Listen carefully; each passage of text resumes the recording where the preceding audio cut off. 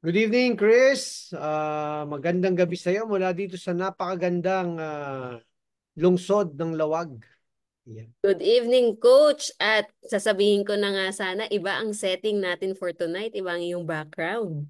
Oo, meron tayo ritong mga pakatol effect, no? At saka at saka siyempre yung mga lightings natin. Nasa labas po tayo, mga classmate. Nandito po ako sa Lawag City. First time ko po dito at I'm pleasantly surprised, no? Napakaganda po dito at exciting things. Nandito po kami, siyempre, para maghanap ng pagbubuksan ng susunod na Buffalo Swings and Things. No? Yeah. Saying hi to my good friend and colleague, si Brother Peter Danila, aka Peter. Si Kasama ko siya. Sir Peter. At siyempre, kasama ko rin yung guest natin mamaya. Mamaya na natin i-introduce. No? So, Yeah. kamusta ka naman, Miss Chris? At kamusta naman ang Bulkan at ang kanyang ibinubugang abo? Isang napakaulan na hapon sa lahat at biglang bumuhos ang ulan. But at the same time, I'm reminding everyone to keep safe, lalo na nagkaroon ng ashfall at may smog ngayon dito sa Metro Manila. So, reminder ang lahat kung kailangan mag-mask, 'di ba? Mag-wear muna tayo ng mask para lang ma-prevent yung any allergies or asthma attack natin. Oo, do not ang pinakamagandang tip sa ganyan is do not underestimate. Ayan. Baka mamaya kasi nalalangha po natin 'yan, 'di ba? And it is actually most of the time it's not visible to the eye. Microparticles 'yan eh. So kung merong panahong dapat siguro tayong magmask, no, para pag nasa labas tayo o kaya lalo pag yung lumalapit tayo ron sa area talaga, 'di ba? So Yes. mabait naman ng Diyos at talagang umulan, 'di ba? Kasi nakapagpapabawas 'yan eh. Yung pag-ulan na nababanlawan, ika nga. So, top 3 takeaways tayo, Chris, dahil kailangan natin makover lahat ng mga exciting questions natin para sa ating distinguished guest for tonight. Sige. Top 3 Yes. takeaways from last episode. Na-miss ko actually ang ating mga ka-classmate last week kasi mayroon tayong short break last week. Pero 2 weeks ago, we actually had the honor to have at least, ano yun 100 years worth of experience, di ba? Combined experience sa restaurant Hindi ko industry. alam kung matutuwa ako o malulungkot ako sa 100 years. No? Tatlong tao pag pinagsasabi sabi, tigta 30, mahigit na taon na kami sa industriya. Pero nag-enjoy ako tong episode na yan kasi it brought back a lot of fun and happy memories, no? Happy meaning ano, no, na we've gone a long way, we've come a long way. We've gone through a lot together and ngayon magkakaiba man kami na ninegosyo at pinagtatrabahoan pero ano pa rin eh. Ang daling mag-link-link at mag-connect-connect sa isa't isa. Kaya babatiin ko muna si Marie, si Marie Jennifer Morales Lorenzana, full name. Ayan. Si Victor Mempin, wala siyempre sa United Kingdom na early bird yan, no? Early bird award winner. Luningning Pahayag. Ayan. Si Boris Pido na talagang regularly nanonood talaga yan. Si Friday Aguliana. Magandang gabi sa iyo, Friday. No? Ito gusto kong makita ulit si Friday. Ito mabigat to. Ang tawagin nito sa mga nakakaalam, si Dondon Ampalayo ng aming batch. No? Si John Caviles. Ito po ay ang referee na napapanood nyo pagka UAAP Games. Siya ang isa sa mga top referees natin sa UAAP Games at magaling na basketball player. Ngayon, coach na po siya sa mga bata, sa estudyante, no, sa mga eskwelahan. Chelsea Escalona Turla. Ang pamilyar yung mga Yun. Ramil Candelaria. Marami tayong mga ano ngayon, Chris, mga architects at designers na manonood. Si Ben Bertuccio. Magandang gabi po. Si Bix Alamyar, si John De Jesus. Magandang gabi po sa inyo at maraming salamat. Ang aga-aga ay nandito kaya. At syempre pa ang ating mahal na kaibigan na si Ferdinand Porsche aka Jake Castro from Las Vegas with love. At si Len Marso, si Fel Flores nandito na rin. Say Chris, go ahead. Top 3 takeaways. Nakakatuwa, Coach, kasi talagang naging reunion. Di ba lagi natin sinasabi, reunion of classmates, pero ngayon naging reunion din yung last episode natin. So, we talked about actually yung operational excellence, last ating yung quality, excellence, and consistency. And I think there's no better fit than yung two guests natin, no? Because like I said, veterans in the industry. So first key takeaway natin is yung bakit sila naging part ng restaurant industry. And actually, yung tinake down note ko dito kasi napuno ko yung 5 pages natin. It's passion for making connections and passion for learning and adding value to yourself. So there's a deeper why kung bakit tayo pumapasok sa ating pinakaminamahal na industriya, di ba? There's a deeper passion and it's about making connections and it's about making people happy through that connection. Both of the things that you pointed out, yan yung nagbibigay ng fulfillment sa atin. Kanina lang pinagkikwentuhan namin dito ng behind the scenes ng ating guest ngayong gabi. Ano? It's the fulfillment that you get with every conversation that you have with people with aligned values, di ba? Yung sabi ko nga sa anak ko si Sean, no, which is part of our group dito, mga volunteers ng Resto Coach. It's a blessing, no, to be to find a path that excites you at an early age in your life, di ba? Napakagandang blessing nun. So, ganun yun, no? Yung pinapoint out ni Norman at saka ni Coach Donald, ni Coach Norman, Coach Donald na sinasabi nila that malinaw sa kanila bakit sila pumasok sa industriya. Inuna nila yung why. Yan. Yes. And yung second key takeaway natin, and since yung sinabi na natin paulit-ulit, nag-iba na sila ng path, di ba? Hindi na lang naman sila nasa restaurant industry lang. Si Sir Norman, of course, nasa medyo on the other business side siya, nasa SM na siya. And then, of course, si Coach Donald, meron na siyang sariling restaurant. So, but at all these different phases in their career, ang lumabas is the call for leadership. Yun yung talagang pinag-usapan natin. It's about yung how you lead your team and how you lead yourself, di ba? Tumpak. No, leading yourself is actually very easy kung alam mo yung P2R, yung purpose to results. So, matatagpuan niyo yan. May isang episode tayo na diniscuss natin yung purpose to results. No? So, napakalaga no, na yung mahakbang mo ay sigurado sapagkat ikaw mismo, you're sure. No? You're sure of yourself, you're sure of your purpose. That's why the next steps are very certain. Yes. And last but not the least, customer satisfaction is a testament of your leadership with the team. So lagi nating tinatanong yan, how to make my business sustainable, how to have yung longevity sa business, how to be in the industry for X number of years. But yung customer satisfaction, which is yun yung ini-aim natin lagi, 'di ba? Sa lahat ng pumapasok sa ating mga restaurants, we want them to always come back, di ba, and excited to share their experience to others. It's about yung how you lead your team. Yeah, sabi mo kanina, di ba, inugnay natin, adding value to yourself, adding value to others. It all culminates dun sa having a common goal, di ba? Like sa ating kumpanya, di ba, sa dami-dami ng ginagawa natin, parati nang inating na-emphasize, iniimbudo natin lahat ng teammates, ng team members, into saying that there's only one goal, to make each customer eager to come back and excited to share their experience with others. Now, if you're the type of person who gets fulfillment from that, then most probably you are fit and aligned with the values that are imparted in the journey of a restaurateur, no? Kasi yan ang restaurant business eh. It's meeting people every day, serving them, no? Servant leadership in terms of your internal customers or your employees. And all of the things that can really give you fulfillment if you just pay attention. Yeah. Yes. Hey. Okay, pa-introduce mo na. Ikaw na magbigay ng mga magandang introduction sa ating maganda to kasi it's always exciting when you introduce somebody who you work with every day and then pag ginigest mo siya sa mga ganitong pagkakataon, you get a better appreciation na napakapalad natin na kasama natin siya sa ating team. Go ahead, Chris. Yes. Actually, mamaya may mga questions din ako na mag-further introduce. Pero today joining us is, of course, si Architect Arnie Turla. Palakpakan natin. Who is also a veteran in the industry. Pero on the other side naman siya. Because I think this is the first time that we have an architect with us, diba, to join us in Coach and Share and give us a more technical perspective on how to really tailor fit and how the restaurant design can positively impact your brand.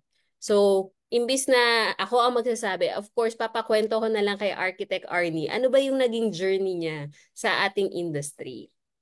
Mag-hi muna tayo, Architect, bago ang lahat sa ating mga classmate. Hi, good evening everyone. I'm Architect Ani Turla, no? Um, First of all, my journey started, no, when I was still a young boy. No, I used to small drawings, and then I was influenced actually by one of my closest uncle, no.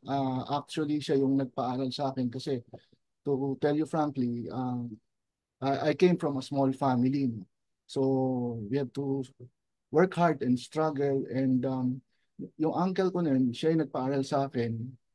He's also an architect, so tinulungan niya ako. During that time, architecture, actually not only during that time, architecture is a very expensive course. I think all architects who are watching right now would agree na, just imagine, it's a 5-year course. Actually, sometimes it will take you more than that, and then you have to take the board exam. And yeah, that's how my journey started. I finished my studies in Technological University of the Philippines. No? Way back, hindi ko na babanggitin kung anong taon kasi kakapit ko ng edad eh. And then, after taking the board in the 90s, actually, I didn't start working in a restaurant, no, industry. No. I started working in a bank. It's Allied Bank, no. The former bank that bought PNB right now, no. Nabot ko pa yan, Allied Bank. Oh. Sa Ayala, no, sa Ayala. Nahalata yung edad ko. Ayala sa Makati, no. And then yung bank na yon, designed din by a famous architect, no, si architect Argelies, no. My work there was to, like similar with when I transferred to another company, we do the expansion of the branches, no. We go to different provinces, we open branches. So you have to consider all, no. That's where I started uh, focusing myself on my abilities as an architect.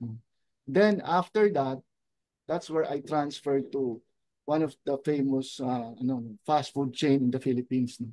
Nagkasama kami ni Coach doon. Jollibee. Yeah, Jollibee Foods Corporation in the early 90s, no? But take note, the early 90s. Early 90s. So 92. Yung sa mga nanonood 93, dito, 93. na Actually 93. Sa mga nanonood dito na kasabayan namin noon. Hi to all of you, no. So when I started there, I didn't handle design, no. I started in project management. In project management, you learn to realize that there are so many important things that should be completed by an architect in order for you to finish the project. Actually, to start the project. Actually, to start and finish. Pero it became an advantage to me kasi merong mga architects na designers, but sometimes medyo sometimes they take for granted yung requirement ng client eh. So if you start from project management, you will realize na pag naging designer ka na, yun pala yung kailangan. Yun yung need ng industriya. Like for example, sa food, 'di ba? Paano mo malalaman as a designer kung di ka dumaan sa pagmamanage ng project? Mm-hmm. So, yun yung naging advantage ko when I went out and filed my early retirement way back 2017 and put up this small company, no. Doon ko na-realize na maganda yung naging experience ko kasi nag-start ako sa construction and then saka ako nag-design. Kaya nagpapasalamat din ako sa, like siguro, same with the coach, no? Papasalamat ako sa owners ng Jollibee for the 21 years of experience that they taught me, no, in the business or the restaurant business industry. So, nung nag-CHLV ka na 2017, no? 2017. So, ano yung continuation naman ng journey? Interesado akong malaman kasi marami sa ating mga tagapanood, ano yan eh, gusto nila mag-transition from being an employee to becoming an entrepreneur, di ba, Chris? So, yes. What prompted you to become an entrepreneur? Kasi nakapag-retire ka, limpak na sa lapi yung nakuha mo. Actually, to tell, Sige, go ahead. to tell you frankly, medyo may konting apprehension. Siyempre, sanay ka ng 15-30 di ba? Oo, may sweldo May ka. sweldo Oo. ka. And then, you don't know what's in store for you kasi magkaka-project ba ako? May magbibigay ba ng break sa akin? Di ba? Yun yung yun yung apprehensions mo eh. Then, fortunately, a good friend of mine introduced me again to coach, no? Reintroduced you. Reintroduced me to coach. Si coach, kilala ko yan sa Jollibee kasi basketballista yan. May tournament kami, sila yung mostly nakakalaban na malakas ng engineering kasi normally engineering versus operations yan eh. Ina-assign na namin kung sino yung sino yung pipigil sa kanya para hindi In other words, ina-assign na namin kung sino yung aasawahin mo si coach. Ibig sabihin, literally, hahawakan mo siya para hindi siya makatira. So na-introduce ako sa kanya and then fortunately, and with all due respect, and I'm really very appreciative that he really is the first person who gave me the break in this industry. So after him, fortunately, nagsunod-sunod na yung mga breaks for me in my company. Kasi si Architect Arnie, ang isa sa mga tinitingala akong tao sa home sa home office ng Jollibee dati. Sira ang value ito seriously ha. Yun yung value pag marunong kang makitungo sa tao, pag maganda. Kasi kung hindi naman maganda yung memory ko kay yung mga alaala ko tungkol kay Mr. Architect Tula, hindi ka naman siya yayayaing tumulong sa expansion. And ago, no, masyadong humble to. Baliktad, siya yung nakatulong ng malaki sa atin nung 2017, 2018, 2019 na nag-expand tayo ng 18 to 22 stores a year, no? So malaking bahagi si Architectura na siyempre pag maliit na kumpanya ka lang, di ba, naintindihan niya kasi maliit na kumpanya rin siya. So all the terms, the extension, yung pasensya, understanding. So maraming salamat. Gusto ko lang i-point out, no, na very rare yung occasion na magkasama talaga kami ng guest natin, di ba, sa isang venue. Double screen lang tayo ngayon, hindi tayo triple screen. At maraming salamat, Architect Turla, no? At pinilit kitang maging guest ngayong gabi. At hindi ka natanggi. Batiin natin yung isa pa nating kasama na naroon sa kwarto at nanonood na naka-aircon habang kami nakabentilador lang dito sa labas. Si Peter Danila, no? Si Diogo, nandito na rin. Si Vic Salazar, nandito rin po. Si Joven Manalo. Brother, kamusta ka na? Ako, namimiss ko na mapanood ka ng live, no? Na tumugtog. So, we'll try to go there and visit you and share, no? Yan po ang butihing asawa ni Miss Cher, si Joven Manalo. At si Nguyen Ut is watching, Aileen Samson, si Angie Bundalian, James Mercado, magandang gabi sa'yo, Alisa, si Eliza Jen, sorry, si Harold, nako, isa sa mga paboritong viewer natin to, si Harold Mauricio De Yang, no, na nanonood ngayong gabi at ang mga taga Macau Imperial Tea. Diyan siya ngayon eh. No? At si Karen Avanzado, si Fel Flores, nabanggit natin ganyan, sumasaludo. At si Cherian Bacus, si Coach Gerald Flores, inaabangan ko talaga to. Hi, Architecturla. Edith Victorio, si Alvin Z. Matias, at si Jam Nang. Ito, mga taga Bulacan to eh. Alvin is our president, UAPB. Si Alvin po ang presidente ng United Architects of the Philippines. Yan, Pugadlawin siya. Maraming nanonood namin, nababatiin ni Architectura, of course, si Pastora Maria Teresa Catador Nang, si Ian Repane, magandang gabi sa iyo, brother. Si Roxanne Tagabuen, Bonifacio, si Mary Jane Labiste, ayan po, at si Vorg Valera at si Kenneth Rao ng mga taga University Hotel. Mga kaibigan din niya ni Architect Arnie Tula. Sige, pagpapatuloy natin ang ating maraming katanungan sa ating kitang arkitekto. So medyo nadulas na kanina si Architect Arnie dun sa 21 years niya daw na nagsimula sa food industry. So ano sa tingin mo yung mga key elements of a successful restaurant design na enhance ng functionality and aesthetics? Ano ba yung mga dapat tinitignan ng ating mga resto negosyante? Yeah. For me, yung mga key elements to be functionally effective, no, is number one, yung lighting, no. Yung lighting ng restaurant mo dapat tama, no. There are some ways on how to do it, no. Yung iba through conducting lux reading, no. Merong standard naman na lighting for dining area, and then sa kitchen meron din, no, to enhance the food. Number two, of course, yung comfortable seating, and ergonomics, no.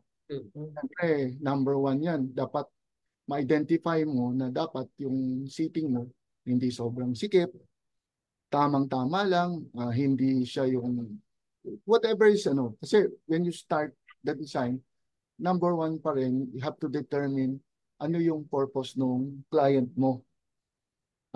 You have to determine kung ilan yung bentang tinatarget niya. So doon mo ma-determine kung ilan yung seating capacity na kailangan mo, and then at the same time, doon mo rin ma-determine kung ano yung size ng kusina mo. Kasi may ratio yan. Number three, of course, yung materials na gagamitin mo sa loob. That's very important. It should be aligned also with the branding, no? The branding of your restaurant. If your restaurant is more of industrial design ang gusto, dapat tugma rin yung materials mo for an industrial design ng restaurant. If it's Japanese, of course, Japanese elements, no? And then number 4 or 5 pa rin yung colors. Yung colors na gagamitin mo sa restaurant mo. It matters, no? Kasi may mga studies na yung color has psychological effect on the food that you'll be taking and the ambience of the entire restaurant, no? And number 6, you have to identify and align your design sa branding na gusto mo, no? Yung kasi minsan merong pilit yung design. So dapat align siya dun sa branding na gusto mong i-emanate to your customers. Yan na gustuhan ko, if I may add, Chris, no, gustuhan ko yung yung understanding and appreciation ni Architect Turla dun sa reality na, of course, you have that the people element, which is basically the employee experience, the customer experience, no, kitchen layout for the employee experience, because kahit anong ganda po ng restaurant nyo sa front of the house, kung hindi tama ang pagka-layout ng kusina, hindi lalabas ang pagkain ng tama, no? At yung binanggit kanina, lighting is very important in the kitchen also. In fact, may mga standards po yan for food safety, no, na sinusunod rin, no? And then napakaganda nung pinoint out niya, no, yung reality of aligning it with the business objectives, no. Napakahalaga sa arkitekto na maintindihan ano ba yung business objectives? How do we deliver through design, no, through an effective and well-planned and well-crafted design? How do we make it easier for the business owners to deliver, to realize their vision and to deliver their business objectives, profitability, revenues, no? Understanding, no? Kaya yung arkitektong magaling, yan, mahilig magtanong. Mahilig magtanong sa pasimula, no? It's a yung mga magagaling na arkitekto gaya ni Architect Turla, very sila collaborative. Hindi sila nag-i-exist in a silo na ito ako, arkitekto ko, i-design ko yan, no? Alam ko yan.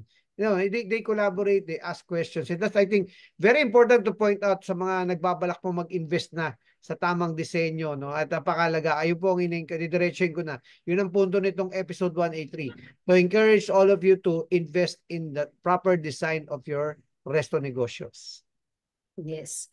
Actually, tutuhog ko na yan doon sa susunod nating tanong. Kasi not just because ang tanong nila, bakit kailangan mag-invest? So, in what ways restaurant design can influence yung customer behavior such as their length of stay? Kunwari, pang mabilisan lang ba to? Or ano yung ordering habits nila? Or even sa social media, paano na-affect yung overall customer behavior by the restaurant design? Well, of course, marami kasing considerations if you do the design of the restaurant, no.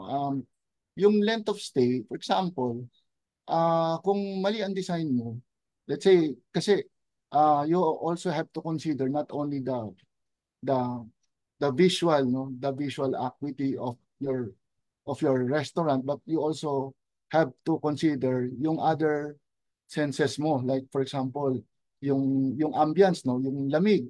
Kung mali yung cooling capacity ng design mo, mainit yung restaurant. So definitely, hindi magtatagal yung customer kasi number one yun, yung, yung, yung ambience, yung air conditioning system mo. Number two, yung sa kitchen, importante rin yung exhaust mo. Kasi there's such a thing as Napaka-importante nun.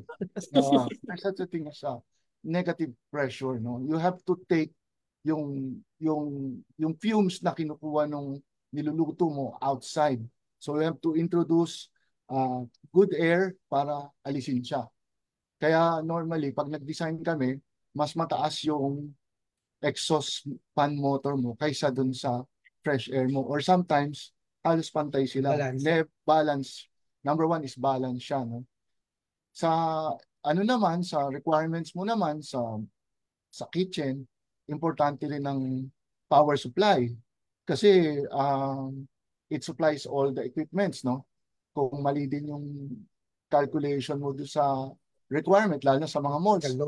Very, very strict ang mga malls, no? You cannot just add one additional circuit breaker because meron silang certain provision for you to utilize. You cannot add unless you are willing to pay additional pesos in the upgrading of your power supply. Sa sa materials naman, dapat yung mga tiles mo non-skid din. Kasi I think sa US narereklamo yan pagka nadulas ang customer, liable ang owner, liable din ang architect doon kasi siyang nag-design. And then yung colors, it affects one's behavior. So sa kitchen, may studies yan na pag tama yung lighting mo, alam mo na tama na yung niluluto mo. Quality ng food, food safety. Food safety, it affects that kasi kung mali ang lighting mo, akala mo luto na yung product, hindi pa pala. So may effect siya. Saka yung mga architect, no, yung speaking of safety, yung safety rin ng empleyado. Yeah. Yung people are holding knives, cutting things, di ba? If it's poorly lit. Yeah. Di ba? And of course, yung food safety na paano lilinisin kung madilim, marami tayong ma-neglect na mga dark spots, no? Literally dark spots. So part of cleanliness and organization as well. Yeah, and you have to always remember that if you're designing a restaurant, you have two customers.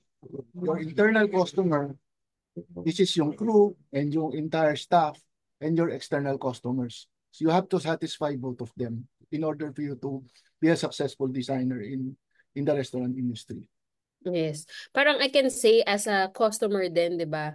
I will not go to a restaurant where I don't feel at ease, 'di ba? Yung pinoint out ni architect kanina, yung lighting, 'di ba? It affects kung kunwari dumating sa akin yung pagkain tapos madilim yung hindi ko siya ma-picture. Yung mga ganun, there's all technical specs to it. Even yung ambience natin, 'di ba? Ngayon, marami yan na lumalabas ngayon na people go to restaurants and they dine out. Mainly, itatry nila yan kasi because of what they see on social media. So, it's hard to produce yung pleasing visuals kung mismong restaurant design pa lang, yung basics pa lang o yung pundasyon, hindi inayos. Diba? Well, if I may add from a personal standpoint, aligned or connected with what Architect Arnie was saying, is yung aroma. Sa akin, very particular ako, no? Lalo yung mga yan, for consideration ng mga restaurant owners yan, builders, pag masyado tayong maraming kahoy, no? Eventually, mahirap i-maintain kasi nagkakaroon ng moisture sa loob ng restaurant, ng oil, diba? Yung nakapunta na ba kayo sa restaurant na madulas yung sahig, parang malangis, diba? So, yung mga provisions, like yung simpleng hindi paglalagay ng tamang provisions for where to wash the mops, etc. Nagkakaroon ng epekto yan sa behavior ng mga empleyado, which then affects the customer experience. Yes. Actually, itutuhog ko na din sa next question natin. How can restaurant design affect yung productivity naman ng mga tao sa restaurant? Malaki yan. Malaki impact niyan. Just like what I've said a while ago, for example, in the kitchen, if your ventilation and your air conditioning system is not designed properly, syempre it would affect yung health ng mga crew natin, lalo na yung nasa cooking battery. Kasi kumbaga sa ano, dun yung pinaka mainit na portion ng ating kitchen, no? So number one yan, consider it. And of course, yung safety, no? Food safety is also affected. May mga restaurants na poorly constructed or poorly designed. Minsan, hindi mo maalis na may mga unwanted foreign objects na nahalo sa food. And that's a no-no. We've had several experiences of that. Like, for example, mayroong design, tapos hindi maganda yung pagkakakabit, nalaglag. Example, mga screw, nalaglag yan sa food. So malaking effect yan sa ano no, sa business mo. Pag nalaman nila na hindi safe sila sa pagkain, may malaking effect siya sa tulad ng sinabi ko sa toilets. For example, ang toilets lang, sinong kakain sa isang restaurant na pag yung toilet mo palaging barado, or pag barado yung drain mo sa kitchen, no, syempre may effect din yan dun sa sanitation, kasi may mga stores na minsan dahil barado siya, may tubig sa kitchen. So bukod sa uncomfortability, ano pa siya, may amoy pa. So yun yung mga dapat iwasan sa pag-design ng restaurants natin. Well, yung dadagdag ko ron, Chris, no, yung energy is a practical tip para sa ating mga kapwa resto negosyantes, lalo sa mga nagsisimula pa lamang. Be careful dun sa ano, no, yung mga advice na magtipid, no. May mga bagay na hindi tayo pwedeng tipirin, no. Yung binanggit kanina, no, lalo kung hindi tayo technically sound at hindi tayo kumuha ng ekspertong gaya ng arkitekto, dinisenyo lang natin yung restaurant natin ng tayo lang. Maraming bagay, gaya nung ako, ang guideline ko parati dyan, yung mga bagay na pag nasira, kailangan mong bungkalin. Dapat yan, wag mong i-compromise. Like yung sukat ng mga tubo, yung specifications ng mga kuryente, ng mga wires.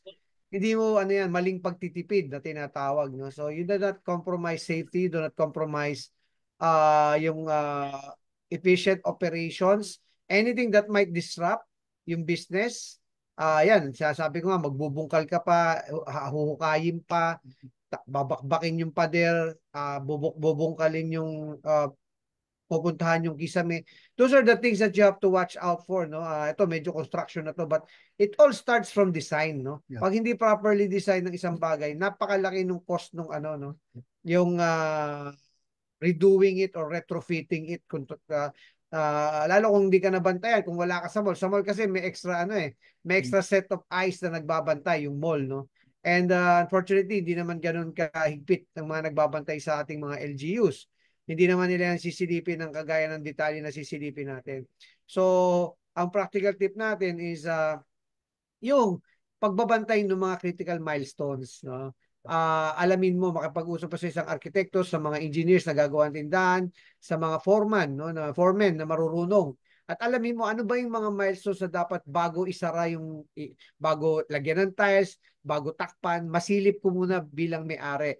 No, usually yung mga flood test, yung mga pag-alam ng mga elevation, ng slope ng mga tubo, kasi kundi magba-backflow yan no, yung paglalagay ng grease trap, etc. Those are technical terms, it might seem, no, but these are the things that can cost you loss of business, no, opportunities, and all more importantly, no, yung loss of profitability kasi hindi mo na nasimulan sa magandang disenyo. Basahin natin yung mga comment, maraming gusto magdagdag. Alam mo naman, itong ating show, parati natin i-emphasize, hindi po kami lang ang resto coaches dito, no. Lahat po ng nakikinig, nanonood, nagko-comment.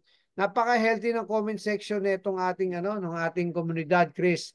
And I'd like to point that out na wala yung mga negatibong komento. Good job, classmates. So sabi ni Harold, ito systems guide din ito, maraming interactions with architects, no, and designers and construction people.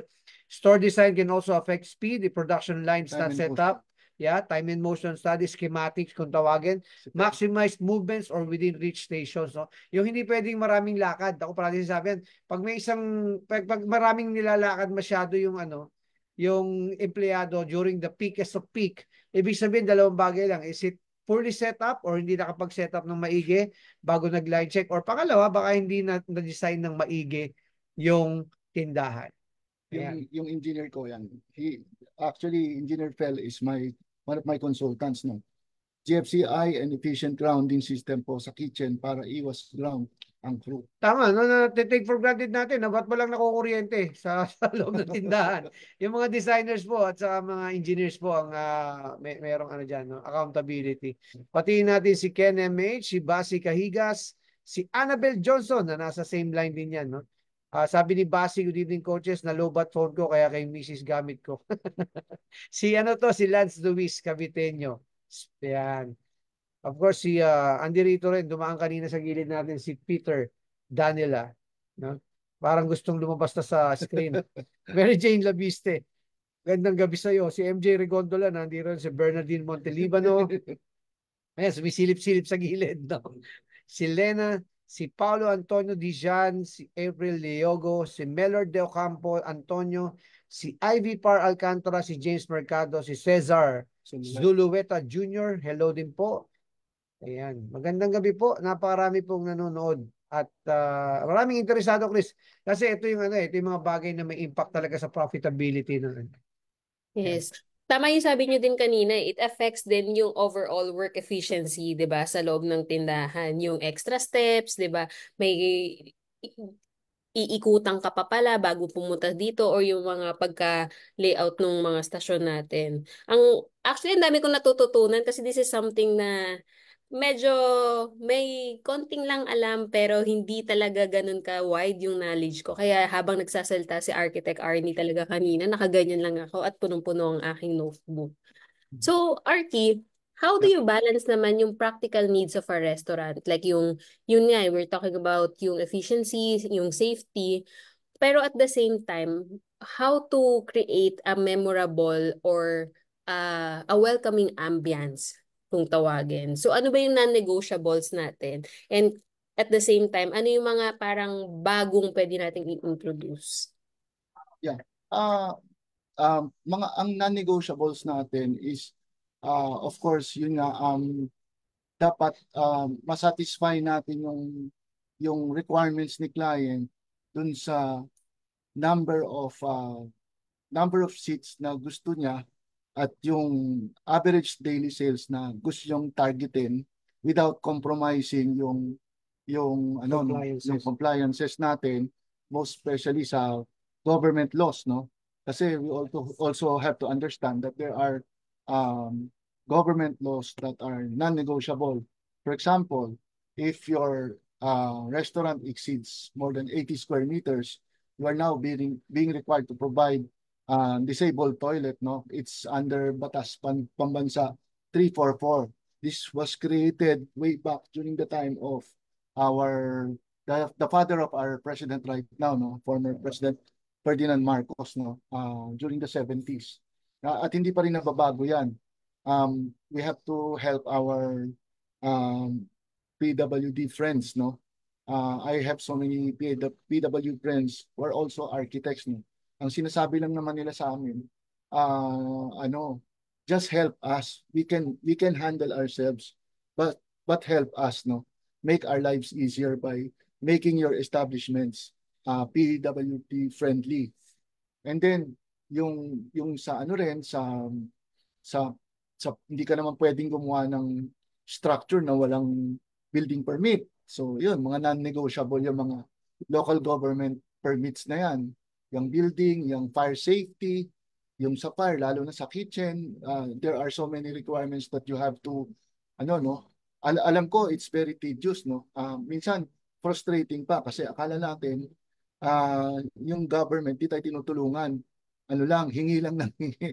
Minsan, ganun yung feeling natin. But to tell you frankly, pag naka-experience ka ng sunog sa isang project mo, marirealize mo na meron talagang importance yung mga safety factors na ini-introduce mo sa sa dinidesign mo. Siguro, sa segue lang ako ng konti. If you would recall, meron tayong meron tayong government official dati na namatay ang anak sa sunog. Alam natin lahat yan, malaki ang bahay niya, puro grills, hindi nakalabas yung anak niya. Si anak ni Senator De Venecia yun, Congressman De Venecia. No? So, hindi lang sa bahay natin, but lalong-lalo na sa restaurant. So, Kailangan tama yung ingress and egress natin. The way we go in and the way we go out, most especially if there are fire hazards or accidents like that na hindi mo may iwasan. yeah, particularly gusto kong i-highlight sa mga nagtitake down ng notes, especially if you are opening outside of the mall. Kasi binanggit ko, no, para bigyan natin ng credit where credit is due. Siyempre sa malls, ano yan meron kang extra step na extra set of people na babantayan talaga, checkin yung compliances mo, no? And pag freestanding, diyan ka nagkakaroon ng tendency na mag-compromise Kasi hindi naman lahat ng landlord maalam, 'di ba? So hindi kasing tedious, hindi kasing diligent ng mga mall operators. So let's bear that in mind, no? Yung sarili nating standard ang implement natin. Huwag tayong umasa sa ito standard, pwede na to, pwede na ko. Bawal na bawal po yung salitang pwede na when it comes to restaurant design and complying with particularly yung mga safety standards that might result to yung negligence might result to loss of lives. No, ito tatakutin na natin talaga yung mga dapat matakot, no? Yung ozone, 'di ba? Alam natin yun, yung disco na ozone. It all boiled down to the wrong design of the door. Yeah. 'Di ba? Yung hindi nag-comply sa tamang disenyo ng pintuan na hindi dapat nakukulong sa loob ng tao, sa loob ng establishment yung mga tao. Kung na-design ng tama yung pintuan, swing out dapat, 'di ba? Hindi nagsasara pagka, 'di ba? Yeah. So, hindi namin kayo tinatakot pero realidad 'yan na when we open an establishment that we will allow the public to use. No, hindi lang bahay natin 'yan, no? And even naman sa kapitbahayan, may obligasyon ka pa rin. But lalo na pag restaurant. Kasi yung pagsunod sa maximum capacity, maximum occupancy, 'di ba? Para pag nagkaroon ng emergency situation, walang stampede, no? Paano kung mali yung disenyo mo ng hagdan? No? May nalaglag no nagkaroon ng emergency. These are the little things that we should need to pay attention to. And I say we need to because it's an accountability when you open a public establishment. Yeah. To add to Coach, may ruling kasi sa building code na yung materials mo, most especially the materials, kasi nagtataka tayo bakit pag nasa mall ka, pinalalagyan ng hollow block yung paligid perimeter ng kitchen mo. May purpose yun eh. Ang requirement nila, it should be 4 hours fire resistive. Why 4 hours? Kasi kinalculate nila na maximum na within 4 hours, nandyan na yung fire. Nandyan yung fire truck. Yung fire truck. So yun yung reason doon. Kasi yun yung para non-negotiable. Kaya ginawang 4 hours. Imagine mo kung ang materials mo, 1 oras lang, sunog na. Eh di wala na, di ba? Yeah, ito po, babagitin natin, no? Para, again, ng pinaka-genesis naman talaga ng The Resto Coach is responsableng pagre-restaurant or pagre-resto negosyo. Di ba ngayon, napaka-uso yung magtatayo ka ng restaurant sa isang residential area. Napakalaking responsibilidad po niyan, no? Na maalalaman natin na, yan, yung mga yung mga CHB wall sa kitchen battery, hindi yan i-implement ng mga landlords sa residential area. Not that because they don't want to, but maybe they don't even know. Diba? And we're not saying that the building officials are negligent, but siguro sa dami na nag-a-apply. So it is incumbent upon na tayo bilang mga resto negosyantes, we need to take accountability na yun nga, no? Yung mga standards na 4-hour fire resistant yung ating cooking battery area should be, and things like that, no? Should be implemented. Otherwise, hindi lang disgrasya, baka may mamatay pa sa loob. Huwag naman sana, no? Sa loob ng tindahan. Yes, more than the productivity, efficiency, it's really about safety as well. Yan. So, matanong ko lang din, Art, dun sa experience natin, kasi we've been talking about the non-negotiables, but at the same time, how do you think the restaurant design and overall yung layout natin, how we do things, how does it contribute and affect yung brand identity and brand experience natin? malaking effect nun eh. Kasi pag meron kang dinesign, it should be aligned, no, with the brand na you're carrying, no.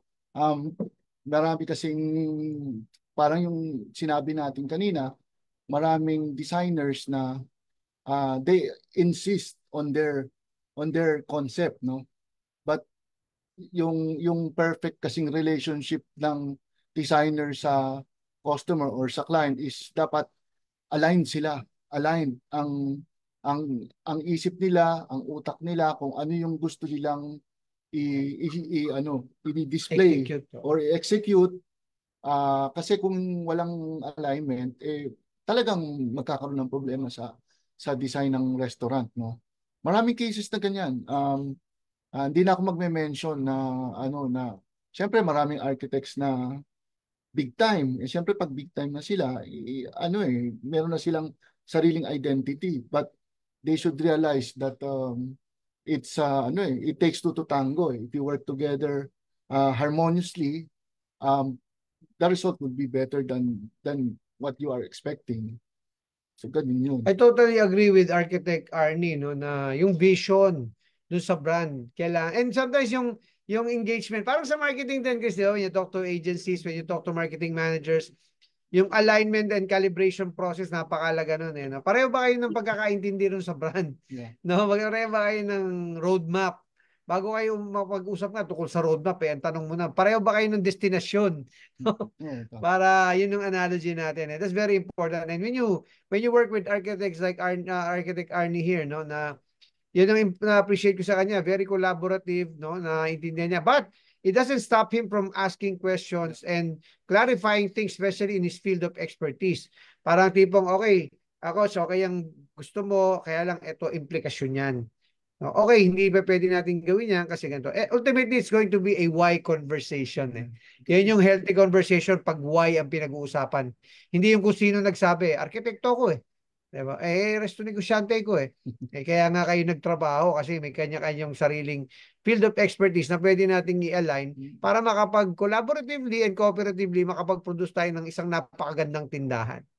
Yes. And then papasok yung brand consistency eh. 'Di ba? Yung paulit-ulit na yun yung nakikita nung ating mga customers, and throughout if you scale your business, yung consistent lagi yung experience nila, not just through the design but yung overall atmosphere, yung ambience, and yung experience na binibigay ng ating brand. But we have to qualify, Chris, no? Ato merong alam ni arkitekto, and I think he can reinforce my point here. Merong balance, no? Hindi pa pwede ring maging cookie cutter approach. Na lahat ng tindahan mo exactly the same looking, no? Magiging boring, no?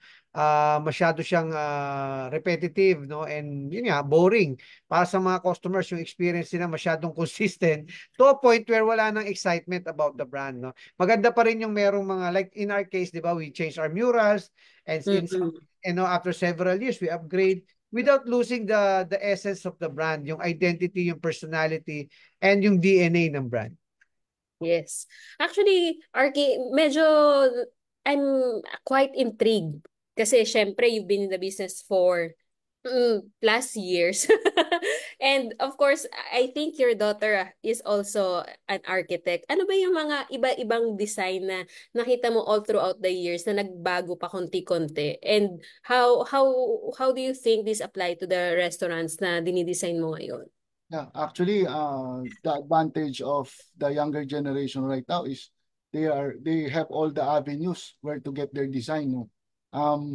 Unlike before, if you want to introduce something new, you have to go out of the country and go to Asian countries to check ano na yung updated design natin. But now, marami na eh. You have to Google lang, and then yung social media, di ba? Minsan, kahit di ka pa nakakarating doon, alam mo na kagad kung yung itsura. Pag sinabi mong gusto ko Mediterranean concept, at the flick of the computer, makikita na nila. And everything is done electronically right now. Unlike before, during our time, mano-mano, T-square tsaka triangle, kinakamay namin. Tsaka imagine mo, before, pag gagawa ka ng perspective, mano-mano yan. With the drawing mo, ginagamitan ng airbrush. And imagine mo, pag pinarevise, it takes another 2 days to do that. But now, oras lang. If you want to revise a design, sandali lang, hours lang. Although, sabi ko nga sa younger generation, parang wag silang magmadali, no? Kasi ganyan ang ganyan ang profession namin, parang mga doktor. Siyempre kung bata ka, sinong magpapagawa agad at magtitiwala sa iyo? It takes time and experience to know na ano, ito na yung level na To build narating your ko, o credibility, to build your credibility, exactly.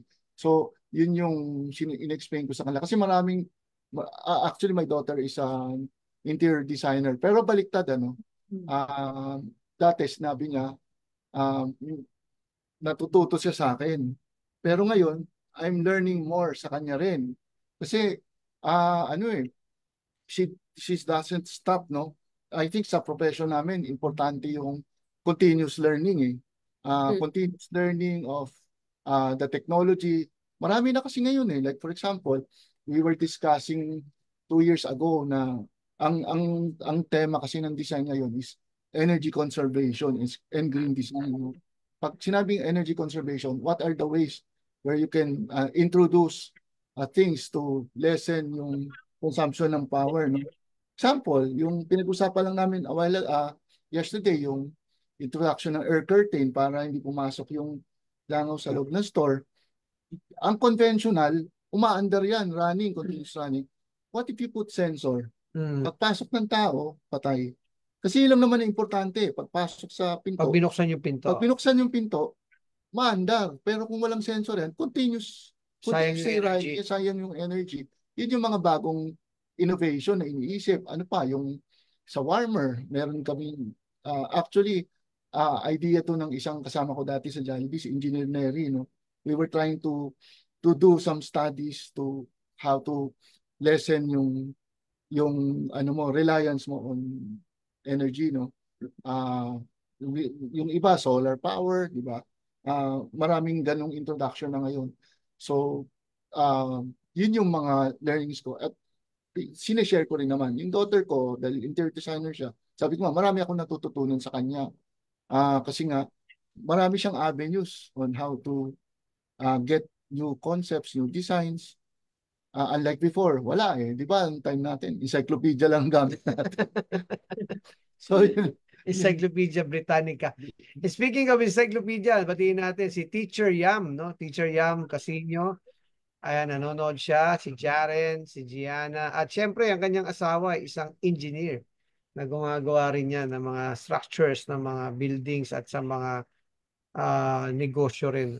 Si Julian ay nanonood, si Rube Cervantes, mali yung pinupihit ko, yung laptop, yung palang screen nito, JM Mingulio, no? Si Tita Evangeline, yan Doc Tison ay mga taga-Orani, Bataan, no? Kung saan napakalalaki ng mga alimango at ng mga hipon, no? John Ray Tagod, magandang gabi sa iyo. Si Abriel Isaac, si Paulo Trinidad, si Lady Lynn Bernardo, si Mon Montia, si Elizabeth Pineda. Speaking of Pineda, si Mami Sin Pineda, ang reyna ng Paranaque, ating babatiin. Matagal din nagtrabaho sa restaurant industry yan. No, si Tengen Usui, si Juni Montalban, si Joseph Janeo ng University Hotel, si Margilu Trazona, si Romel Fortuna, at si Cecil Concepcion, si Susan Nieva, si Tiantian Salazar. Sabi ni Alvin Matias, regarding building permits, yes, architectural plans signed by architects only. Tama po yun, yung ethical practices na hindi po tayo dapat, may mga ethical practices ang architectural profession, no?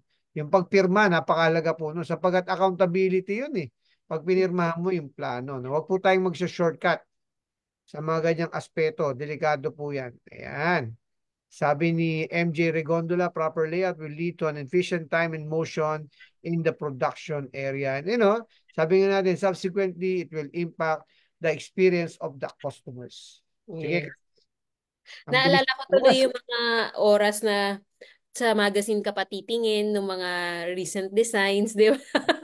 Ngayon, isang Pinterest board na lang natin. Speaking of the future, Architect Arnie, ano ba yung mga sa tingin mong na-forecast mo na magiging design trends and anything that you're excited about in terms of innovation?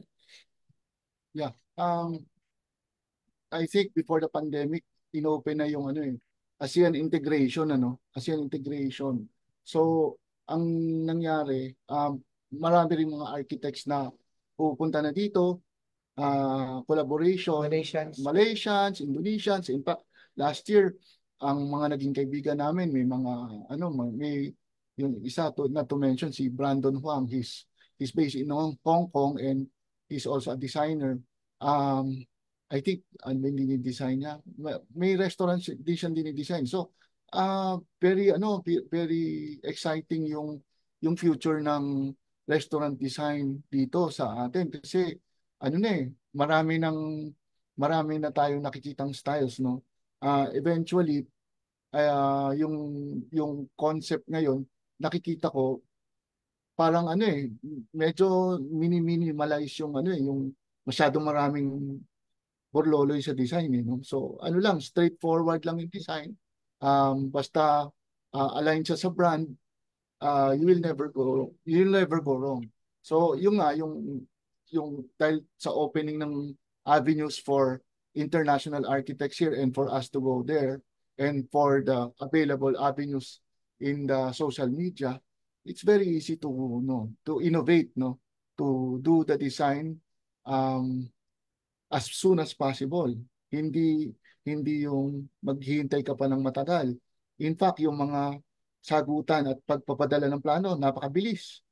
Save mo lang sa PDF, bato mo na kagad. Pa-approve na. Approve na. Approval sa email. Dati walang ganun. Puntahan mo sa boss, yung boss sa opisina. Hintay yung sekretarya. Mga ganun. Wala na ngayon yun. Yeah. Anyway, sidadagdag ko lang from the operational standpoint and my own experience in the restaurant industry across Asia. Ang isa sa nakikita ko, Chris, talaga yung sabi nga nila, di ba? Necessity is the mother of invention. In this case, it's a mother of innovation because with the rental na situation in Metro Manila, particularly and in the most going, escalating pa rin talaga taon-taon eh. So people, I think yung mga designs na minimalist will also be aligned with and calibrated along with the need for optimization of space. Particularly kitchen space, no? How do we come up with, 'di ba dati lalaki ng mga ovens, ngayon may maliliit na ovens na, laki ng capacity. Kasi yung reality, taas yung renta eh. So kailangan mas malaki yung revenue generating space mo, yung dining area, and yung kitchen mo mas efficient, 'di ba? Ito sasabihin ko, walang kaugnayan. May kaugnayan pero hindi yun ang point natin ngayong gabi. Kaya yung mga tao, parati ko sinasabihin sa inyo, no? Yung tao yung skills natin, yung competencies natin, yung productivity natin kailangan sumabay sa pagbabago ng panahon. No, hindi ka na pwedeng yung pepetik-petik sa loob ng restaurant sapagkat hindi na biro yung minimum wage. So, ang nasa isip ng mga, and it is happening already globally, di ba? Baka mapalitan ka ng robot, no? Ma-automate ka, maalis ka sa equation. So, wag nating hintayin na gano'n, no? Let's improve, add value to ourselves, and of course, add value to what we bring to the industry, what we contribute to the industry. Yun. Actually, yung whole discussion and episode natin ngayon, sobrang technical na open yung eyes ko from a marketing standpoint din kasi ang dami din nating kailangan i-take into consideration from the design, di ba? Papatulang kita dyan, Chris. Ito, bibigyan kita ng typical scenario. Particularly, no, yung mga resto negosyantes, pakinggan nyo. No, hindi pa pwedeng mag-usap lang yung marketing, no, at yung marketing team lang nang hindi in-involve yung operations. No? Kung bago yung restaurant, kailangan involve nyo yung designer. Kasi for example, na if you want to, you're thinking of promoting a product talaga heavily, pero kung hindi nila kayang i-produce yung produkto na yan at a given serving time, it will fail. No? Kahit anong marketing ang gawin mo, ang nakakatakot pa dyan, baka bumenta siya at maging masama yung experience sa mga customer dahil hindi mailabas yung pagkain dahil poorly designed. Part of design is the recommendation of the proper equipment to use. Diba? So kanina nabanggit yung electrical load. Diba? Yun, napakadaling i-bypass yan pagka hindi ka nasa loob ng mall. So these are the things that I remind all of our Resto Negosyante viewers and managers right now na dapat matutunan nyo. Kung gusto mo maging ganap na Resto Negosyante at maging handa, isa sa aspeto na dapat mong, ang mga taong dapat mong kaibiganin, mga designer. Because otherwise, mas gagastos ka pa. Yung kala mo nakakatipid ka, but eventually, with a poorly designed restaurant, you will encounter losses.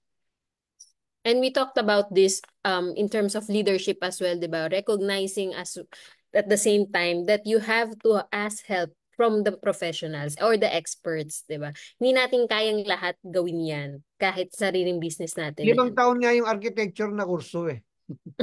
Hindi nga 4 na taon eh. So wag natin, di ba, may mga tao na minsan disrespectful, no, sa mga arkitekto. Profession po yan. Meron pong licensure exam yan.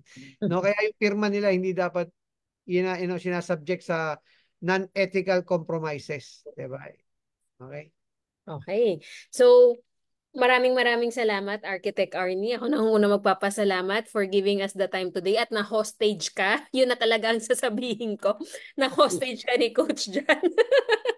At naging guest ka namin. This is, like I said, first time na nagkaroon kami ng architect na guest. And this really put things into perspective. Ano dapat talaga yung things to look out for. So maraming salamat, Architect Arnie. Thank you. Sige, I will give the privilege of explaining yung ating resto code for the week sa ating architect. Kasi arkitekto tong keynote natin, Chris eh. So, dapat isang arkitekto ang mag-appreciate nitong ating resto code for the week. Go ahead, Architect Turla. Yeah, this is a quotation from one of my favorite German architect, no? Si Architect Ludwig Mies van der Rohe, no? Less is more. So it's very easy for us to say that if you design something, no, it should be very simple, no, no clutter, no it make your design simple, because I am a believer of a minimalist design. So if you do something simple, everything would be in its proper place, no. No clutter, no Very other organized. design, very organized. Like what the Japanese do, no, they are fond of using minimalist in their designs. So Walang unnecessary elements that might lead to yung makaapekto sa productivity and efficiency. So magandang gabi pong muli sa ating lahat. Nagpapasalamat po tayo sa ating very humble, no, na bisita. Hindi po niya nabanggit. Can you please explain lang sa ating mga viewers at classmates kung anong papel na ginagampanan mo sa United Architects of the Philippines? yeah, actually I'm the incumbent scribe of the College of Fellows of the United Architects of the Philippines, no. It's a membership of around 400 architects only, no. Parang higher level ng pagiging arkitekto yun, na they give to you this award for practicing more than 10 years and adding value for yourself in the organization. So yung scribe parang secretary yun ng College of Fellows, no. So ang mga members nun, mga primera klaseng arkitekto. Mga batikan, Mga batikan. Ano ba yung mga naging past roles mo sa UAP, Architect? Yeah, actually started in I started being active early 90s sa United Architects of the Philippines Quezon City chapter, no. I started from the ranks, becoming a director, and then chapter treasurer, and then vice president. Then I became a president of the chapter way back 2013, 2014 for me to become part of the College of Fellows, no. So pag fellow ka, they give honor to you every year during the national convention. Para kaming parang Hogwarts nakatoga may medalyon. So yung every year ganun yung ginagawa namin. So I would like to greet, maybe some of my fellow colleagues are watching right now. I would like to greet all of you and the members of our chapter, yung UAP Quezon City Pugadlawin chapter headed by Architect Alvin Matias. He's watching right now. Sabi ko nga, Chris, we're so blessed to have Architect Turla in our team, no? Since 2017, after he retired from the world of Jollibee, the wonderful world of Jollibee Foods Corporation. Talagang sinungkit natin siya para bigay niya, of course, mag-contribute sa expertise. And we'd like to take this opportunity, Architect Arnie, from the bottom of our hearts, from the members not only of G2G Allspice Eatery Group Incorporated, but also yung mga kasama natin dati from Buffalo Swings and Things Corporation. No? Katuwang po ng kung tatanungin niyo ko ano yung isa sa mga factor kung bubuuin ko yung team na mag-expand ka, isa sa mga unahin mo dyan, yung mahusay na designer at architect na, yun nga, nabanggit natin, no, na merong combination of yung practicality and functionality and understands the business of the brand, the people, brand, and business objectives of a resto negosyo. So magpaalam na po tayo, Miss Chris, ikaw na muna ang magpaalam. Yan. So maraming salamat ulit sa ating mga classmates, and of course maraming salamat sa ating special guest for tonight. Ang dami nating natutunan, and I guess it's thank you for giving us another perspective of the side ng resto negosyo na kailangan din natin gawin yung mga non-negotiables natin, and of course how the restaurant design really affects the overall impact sa brand. So maraming salamat mga classmates. Another day of learning, another night of learning, and I hope naging engaging yung discussion and insightful as much as it did sa akin. Ito, seriously, yung mga nagnanais pong magtayo na ng mga restaurants, no, seryoso na yung design, you can reach Architect Turla through his Facebook page, no? Pwede niyo siyang mag-reach out sa kanya ron. Ang pangalan niya po sa Facebook ay Cesar and Turla Jr. Oo, yun po. Ng mga interesado po, hindi po ito hindi po ito tumatanggi sa mga startup. Sa halip, gusto niya talagang tumulong. No? Maraming salamat, Architect Turla. I'll take this opportunity to thank you for your support and trust, and of course, yung sense of ownership nito mataas eh. And Chris, Guillermo, alam ko napaka-busy ng iyong day. You had a photo shoot, but it is volunteers like yourself who keep yung ating episodes going, no? Napakahirap po, at ngayon pa lang po naghahanap na tayo ng co-host pag nag-maternity leave na si Chris Guillermo. Malapit-lapit na yun, Coach. Ingat lang po tayo sa mga abo, no? Sa mga ambon, sa mga ulan. Uwi na po kami sa Maynila bukas, no? Maraming salamat po. Nakita niyo po kahit on remote kami ngayong gabi. Maraming salamat sa namamahala ng Java Hotel. Napakagandang hotel po dito sa Lawag City. Kung makikita niyo lang kung sa kami nakapwesto. No, they're very accommodating. Tinake over namin yung concierge spot nila. Good evening po to everyone, and let's keep on coaching and sharing. God bless. Bye-bye.